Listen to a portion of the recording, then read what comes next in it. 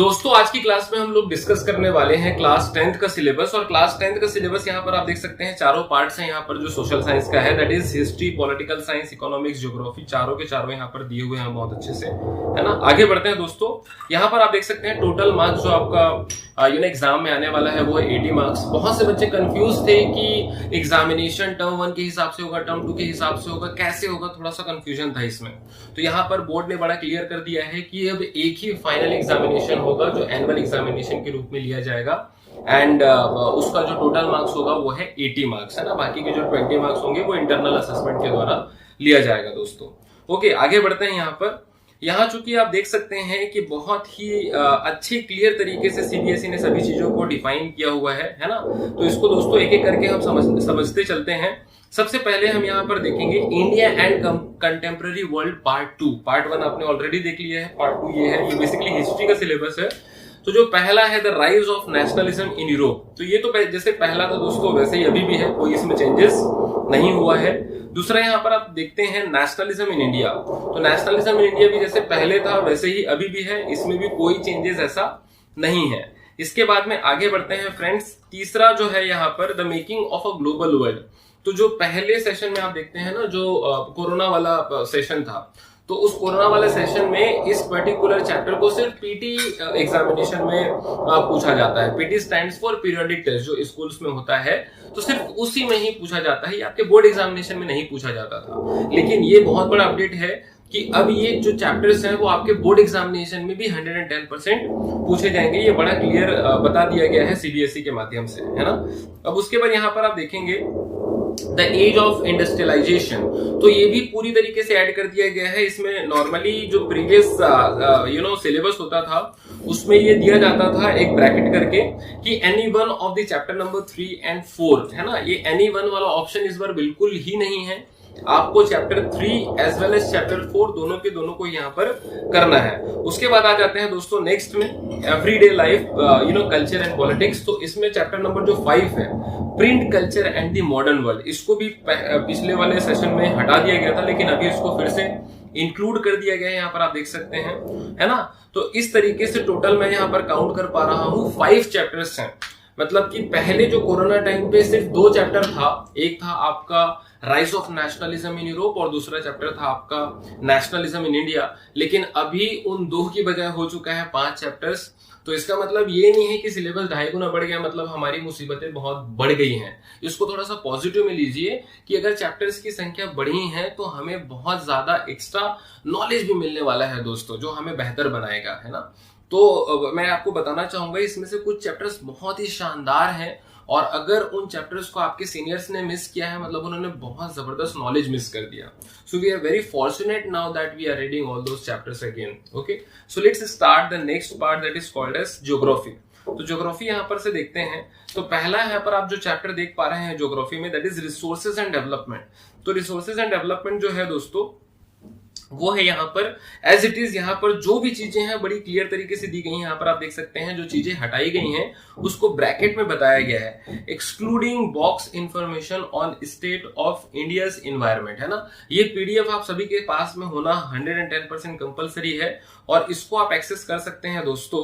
यहाँ आप जाइएगा, सिंपली जो सीबीएसई जो साइट है, वेबसाइट है, वहां पर आप जाइएगा। मैं थोड़ा सा बता देता हूँ आपको सिर्फ टाइप करना है सीबीएसई सिलेबस और उसके बाद में एंटर कर देना है। आपको जैसे ही आप एंटर करेंगे जो आपको सबसे पहला लिंक मिलेगा उसको आपको यहाँ पर क्लिक करना है, और जैसे ही आप क्लिक करेंगे यहाँ पर आप देख सकते हैं secondary circulation for class 9th and 10th, sorry secondary curriculum for class 9th and 10th यहाँ पर दिया हुआ है। इसको आप क्लिक करिए, मेन सब्जेक्ट्स में आप जाइए और यहाँ पर आप कर दीजिए क्लिक सोशल साइंस में, है ना। क्योंकि मैंने इसको ऑलरेडी डाउनलोड कर लिया है इसलिए मैं इसको फिर से डाउनलोड नहीं कर रहा हूं, है ना। मैं यहाँ बता रहा हूं आपको, और ऐसा मैंने आपको क्यों बताया, क्योंकि ये जो पीडीएफ फाइल है ये डेफिनेटली आपके पास में होना ही चाहिए। ओके, अब चूंकि हम लोग ज्योग्राफी डिस्कशन कर रहे थे तो फिर से चलते हैं ज्योग्राफी वाले पार्ट में। तो यहाँ पर जो सबसे पहला आ रहा है रिसोर्सेज एंड डेवलपमेंट, तो वो तो आएगा ही आएगा, और जो भी चीजें नहीं आ रही हैं उसको चूंकि मैंने पहले ही बताया कि क्लियर कट यहाँ पर बता दिया गया है सीबीएसई के माध्यम से। यहाँ आप देख सकते हैं ब्रैकेट में बताया गया है excluding box information on state of India's environment. तो जब आप एनसीईआरटी का बुक ओपन करेंगे ना तो उसमें ये वाला पर्टिकुलर इंफॉर्मेशन दिया हुआ है। तो वो वाला पर्टिकुलर जो कंटेंट है वो आपको नहीं पढ़ना है इस पर्टिकुलर चैप्टर से।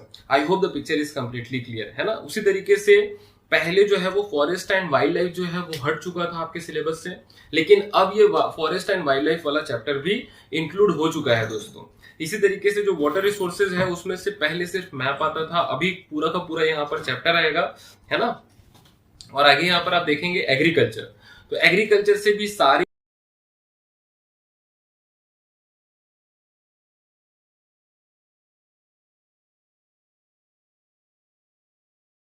सॉरी फ्रेंड्स, है ना। तो यहाँ पर आप देख सकते हैं कि एग्रीकल्चर से सारे के सारे यहाँ पर कंटेंट्स आने वाले हैं दोस्तों, है ना। और यहाँ पर जो है एक चीज जो भी यहाँ पर एक्सक्लूडेड है वो बहुत ही अच्छे तरीके से ब्रैकेट में बता दिया गया है कि इसमें एक पार्ट हमको नहीं पढ़ना है, that is impact of globalisation on agriculture. ये वाला एक डेडिकेटेड पोर्शन है, डेडिकेटेड टॉपिक है आपके ज्योग्राफी के चैप्टर नंबर 4 में। तो इस वाले पोर्शन को हमको बिल्कुल भी नहीं पढ़ना है, एग्जामिनेशन में ये नहीं आएगा। उसके बाद नेक्स्ट है मिनरल्स एंड एनर्जी रिसोर्सेज। पहले पिछले क्लासेस में इसमें से सिर्फ मैप पॉइंटिंग आता था, लेकिन अभी मैप पॉइंटिंग भी आएगा और पूरा थ्योरेटिकल पोर्शन भी आएगा दोस्तों, that is what is a mineral, है ना, mode of occurrence of mineral. तो ये सभी कंटेंट्स आपको दिया हुआ है, इनको बहुत अच्छे से क्या करना है, अपने को पढ़ना है। नेक्स्ट है दोस्तों मैन्युफैक्चरिंग इंडस्ट्रीज। तो यहाँ पर आप देख सकते हैं मैन्युफैक्चरिंग इंडस्ट्रीज में काफी सारी चीजों को हटाया गया है। जैसे आप देख पाएंगे importance of manufacturing industrial location, ये तो हमको पढ़ना ही है। जैसे आप उसमें देखोगे ना, सबसे पहले आपको इंपॉर्टेंट मैन्युफैक्चरिंग क्या होता है, इंपॉर्टेंस ऑफ मैन्युफैक्चरिंग क्या होता है, इंडस्ट्रियल लोकेशन जो है वो किन किन चीजों पर बेस्ड होती है। फिर उसके बाद बताया गया है क्लासिफिकेशन, तो उसमें जो एक बहुत इंपॉर्टेंट पार्ट होता है जिसको हम कहते हैं एग्रो बेस्ड इंडस्ट्री। तो एग्रो बेस्ड इंडस्ट्री के अंदर में जो cotton textile, jute textile, sugar industry, इसको हमको नहीं पढ़ना है। तो सिर्फ ऊपर से एग्रो बेस्ड इंडस्ट्री बस पढ़ना है, लेकिन जो उसका टाइप्स है 3 टाइप्स, उसको यहाँ पर नहीं पढ़ना है क्योंकि इसमें ऑलरेडी बता दिया गया है ना। उसी के अलावा यहाँ पर इंडस्ट्री मार्केट लिंकेज वाला जो टॉपिक है उसको भी दोस्तों यहाँ पर नहीं देखना है। इसके अलावा फ्रेंड्स आप अगर आगे पढ़ेंगे तो मिनरल बेस्ड इंडस्ट्रीज आता है, जिसमें हमको सीमेंट इंडस्ट्री और आयरन एंड स्टील इंडस्ट्री को नहीं पढ़ना है। बहुत इंपॉर्टेंट टॉपिक था पहले, लेकिन अभी ये आपके सिलेबस से बिल्कुल हटा दिया गया है दोस्तों, है ना। फिर उसके बाद पॉल्यूशन वाला एज इट इज आएगा, environmental degradation, control of environmental degradation as it is रहेगा। तो जो भी चीजें हट रही हैं उसको बहुत ही क्लियर तरीके से आपके सिलेबस में यहाँ पर बता दिया गया है ना। आगे बढ़ते हैं life lines of national economy, जो लास्ट चैप्टर है आपके पूरे सिलेबस का, ज्योग्राफी के सिलेबस का। तो उसमें दोस्तों आपको पूरा ही पढ़ना है, कोई इसमें ऐसा रिलैक्सेशन नहीं मिला है। अब आते हैं ज्योग्राफी के बाद में जो नेक्स्ट है आपका डेमोक्रेटिक पॉलिटिक्स, पॉलिटिकल साइंस, है ना। तो पावर शेयरिंग पूरा है, एज इट इज है, आपको पूरा पढ़ना है। फेडरलिज्म पूरा है, आपको पूरा पढ़ना है। इसके बाद जो जेंडर, रिलीजन एंड कास्ट वाला पार्ट था उसको पिछले सेशन में हटा दिया गया था, लेकिन इस सेशन में फिर से इसको ऐड किया गया है दोस्तों, है ना। तो यहाँ पर आप देख सकते हैं, लेकिन जो भी चीजें हटाई गई हैं उसको ब्रैकेट में फिर से मैं बता रहा हूं यहाँ पर इंक्लूड किया गया है। दैट इज जो इमेज है पेज नंबर 46, 48, 49, है ना, उसको आपको नहीं बिल्कुल देखना है, इसको हटा दिया गया है। और ये आपको नए बुक्स में देखना है, जो पुराने बुक्स में है ना उसको आपको रेफर नहीं करना है। जो लेटेस्ट बुक है एडिशन 2021 वाला, उसमें दोस्तों आपको ये पर्टिकुलर चीज रिफर करना है ना। उसके बाद आगे बढ़ते हैं, आगे एज इट इज आपको देखने को मिलेगा पॉलिटिकल पार्टीज में यहाँ पर जो है नो चेंजेस है। आउटकम्स ऑफ डेमोक्रेसी में दोस्तों नो चेंजेस है ना। चैलेंजेस ऑफ डेमोक्रेसी एक चैप्टर था, उसको भी हटा दिया गया है, तो वो आपको नहीं देखना है। Up to only chapter number 7 you have to see. After that we will come to the economics portion. तो इकोनॉमिक्स में जैसे ही आप आते हैं आपको पहला देखने को मिलेगा डेवलपमेंट का चैप्टर। एज इट इज है दोस्तों, कोई चेंजेस नहीं है। Sectors of Indian economy as it is है ना। मनी एंड क्रेडिट भी एज इट इज है। Globalisation and the Indian economy, जो globalisation and the Indian economy है वो भी दोस्तों एज इट इज है, इसमें कोई भी चेंजेस नहीं आया है ना। जो लास्ट चैप्टर है कंज्यूमर राइट्स, वो आपका प्रोजेक्ट वर्क है, उसमें से कोई भी क्वेश्चन बोर्ड एग्जामिनेशन में नहीं आने वाला।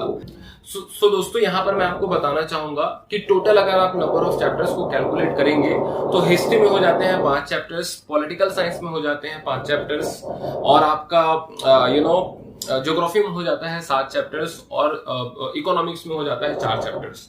तो जब आप इन सभी चैप्टर्स को जोड़ दोगे तो ये हो जाता है 21 चैप्टर्स। तो टोटल 21 चैप्टर्स को हमको एंजॉय करना है। तो दोस्तों अगर इन सिलेबस को आप प्रीवियस सेशन जो कोरोना वाला सेशन था उससे अगर आप कंपेयर करेंगे तो मैं आपको बताना चाहूंगा उसमें हिस्ट्री में था मात्र 2 चैप्टर।